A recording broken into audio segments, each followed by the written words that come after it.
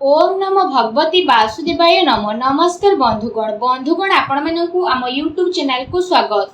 बंधुगण आज आम कहबा आपनक पई आगामी ए 44 दिन किपरि साब्यस्त हेबो ता सहित जदि कहबा केउ सब जिनिस रे आगामी ए 44 दिन रे आपनक फायदा हेबो, केउ सब जिनिस रे आपनक सावधानता रहिबाकू पड़िबो, आपनकर लव लाइफ किपरि रहिबो, कैरियर किपरि रहिबो, बिजनेस आ व्यापार किपरि रहिबो एवं स्वास्थ्य रो महत्वपूर्ण इनफॉरमेशन मध्ये आमे आपण मानकु देबो। आउ ए वीडियो शेष रे आमे आपण मानकु किछि उपाय विषय रे मध्ये कहिबो जहा द्वारा आपण आगामी 44 दिन को आहुरी अधिक शुभ और मंगलदायक साब्यस्त करि पारिबे। आगो को वीडियो आरंभ करिबा पूर्व हमर आपनकु रिक्वेस्ट कि जदि आपण हमर चैनल ले नुआ आछंती तो चैनल को सब्सक्राइब करंतु, संगरे नोटिफिकेशन बेल को मध्ये ऑन करंतु जहाद्वारा समय समय द्वारा नुआ नुआ वीडियो नोटिफिकेशन आपको मिलिबो। आसंतु जानिबा किपरि रहिबा आपनको पई आगामी ए 44 दिनर स्थिति। जदि विशेष भाबरे आमे आपनको कहिबु कोन आपनको पई ए सब दिन रे विशेष भाबरे पॉजिटिव रहबे पई जाउछि। जदि कहबा फ्रेंड्स ए सब दिन रे आपनको वित्तीय स्थिति रे काफी सुधार आसीबो पूर्व दिन अपेक्षा। अचानक आपनको धन प्राप्तिर अवसर मिलिबो जहा आपनकु भविष्यत रे आपनको पई गोटे बहुत भलो आर्थिक जीवनर मार्ग प्रस्तुत करिवो। शिक्षा पई समय बहुत भलो रहिबो एवं आपण बहुत भलो उपलब्धि को मध्ये प्राप्त करिवे। आपनको भितरे ऊर्जार स्थिति मध्ये विशेष भाबरे देखिबाकू मिलिबो। अन्य सह भलो व्यवहार द्वारा आपण दिमाग रे काम करिवे। आपनको संगरे काम करूथुबा व्यक्ति माने आपनको सहाय्य मध्ये प्रदान करिवे। कौनसी योजना विषय मध्ये आपण विचार करि पारंती, धैर्यर सहित काम करंतु कारण टिके लड़ाई झगड़ा मध्ये होई पारे। शांत स्वभाव होई कि जदि कार्य करिवे आ कथावार्ता करिवे तो लोक माने आपनकु काफी तारीफ मध्ये करिवे। आपनको आर्थिक स्थिति काफी भलो रहिबो आ समय पड़िले आपण आपनकर किछि मित्रंक सहित आर्थिक सहायता प्रदान करिवे। चाकरी पेशा लोकंकु अधिक लाभ मिलिबो। मन चाह चाकरी मिलिबा कारणरू बहुत ही भलो धन लाभर स्रोत मध्ये मिलिबो। ए समय रे जहा भी किछि काम हेउची ताकू सफल बनेबारे प्रयास मध्ये आपण करिवे। किछि कार्य रे सुधार हेबार संभावना मध्ये बनुची। विपरीत परिस्थिति रे धन लाभर भलो अवसर मध्ये आपनकु विशेष भाबरे प्राप्त हेबो। आपनक मन रे शीघ्र पैसा कमाइबार तीव्र इच्छा मध्ये देखा देबो।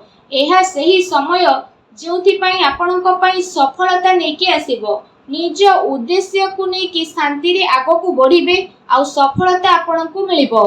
ता सहित जदि समय रो धैर्यर सह अपेक्षा न करिवे तो भलो परिणाम किपरि मिलिबो। काम कार्य बदलिबा कारणरू ए 44 दिनर स्थिति आपनक पई बहुत ही भलो रहिबो जहा द्वारा आपनक मन बहुत ही प्रसन्न रहिबो। आसंतु जानिबे ए समय रे आपनक पई विशेष भाबरे कोन नेगेटिव रहिबो। आपनको भाई भौणीकर सहयोगिता प्राप्त हेबो आ समाज रे आपनको परिवार रो मान सम्मान बढ़िबो। परिवार रो जरूरत को ध्यान रे रखी कि कार्य आपनको करिबाकू पड़िबो जहा केते थर आपनको नियंत्रण रे बाहर रहिबो आ एथि पई आपनको प्रॉब्लम आसी पारे।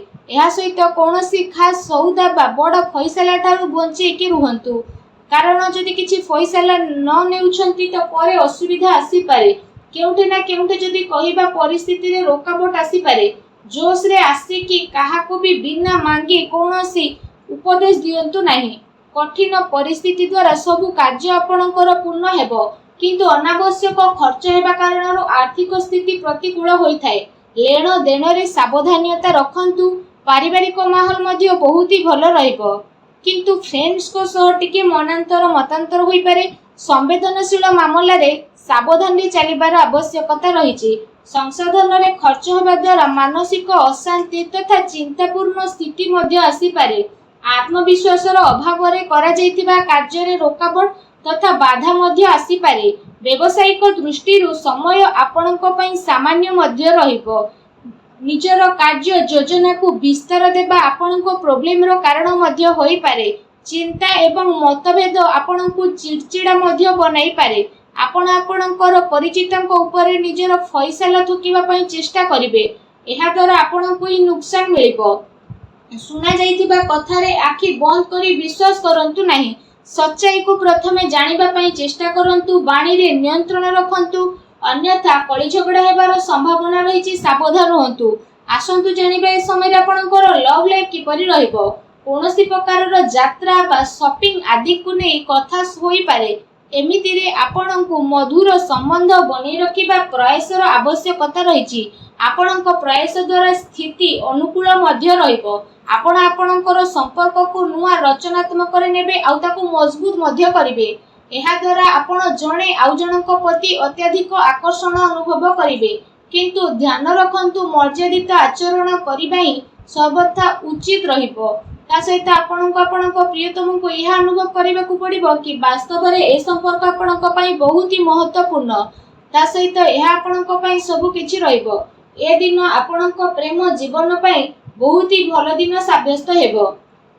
ए दिन रे आपणक अवश्य ही लाभ उठेबार रहिछि। आसंतु जानिबे ए दिन रे आपणक व्यवसाय कैरियर किपरि रहिबो। व्यापार धंदा आपणकर भल चलिबो।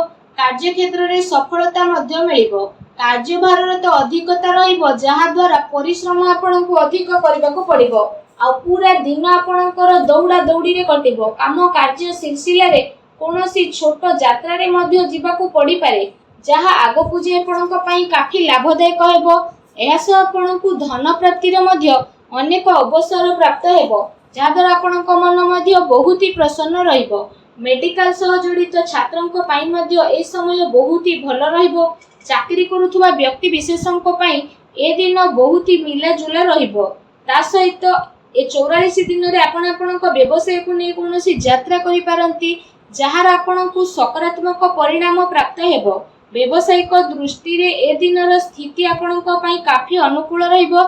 आ ए समय रे किछि भल लाभ मध्य आपणको प्राप्त हेबो, जहार आपणको लंबा समय रु अपेक्षा रहितला। आसंतु जानिबा ए दिन रे आपणक स्वास्थ्य किपरि रहिबो। विशेष भाव में ए दिन में आपण स्वास्थ्य को नहीं आदौ भी चिंतित रहिबार आवश्यकता नहीं, कारण ए समय रे स्वास्थ्य आपण को भरपूर साथ देबो। स्वास्थ्य द्वारा आपण खुशी अनुभव मध्य करिवे। निजे निज को ऊर्जामान एवं चिंता मुक्त मध्य ए समय रे अनुभव करिवे, जहा द्वारा आपणक मन बहुत ही प्रसन्न रहिबो। निज स्वास्थ्य को आउरी अधिक भल रखिबा पई आपण प्रत्येक दिन योग करंतु, व्यायाम करंतु, सुस्थ रहंतु। आसंतु जानिबा ए दिन रे विशेष उपाय कोन रहिछि। ए दिन मानकरे आपण विशेष भाव में स्नान करि सारिबा परे भगवान बजरंगबलींकर मंदिर जांतु। आ भगवान बजरंगबली को आपण विशेष भाव में गुलाब फूलर माला अर्पण करंतु। एहा सहित निजर मनोकामना मागंतु। एपरि करिबा मात्रे ही भगवान बजरंगबली बहुत शीघ्र प्रसन्न हेबे एवं आपण समस्त कष्ट को मध्य दूर करिवे। जहाँ भी आपण जीवन में प्रोब्लेम चली सब प्रोब्लेम को दूर मध्य करिवे। ता सहित आपण प्रत्येक दिन हनुमान चालीसा मध्य पाठ करंतु। आउ सूर्य को जलार्घ्य अर्पण करंतु। वीडियो टी केमती लगिला कमेंट करके जणांतु। चैनल नुआ आसले चैनल को सब्सक्राइब मध्य करंतु। धन्यवाद।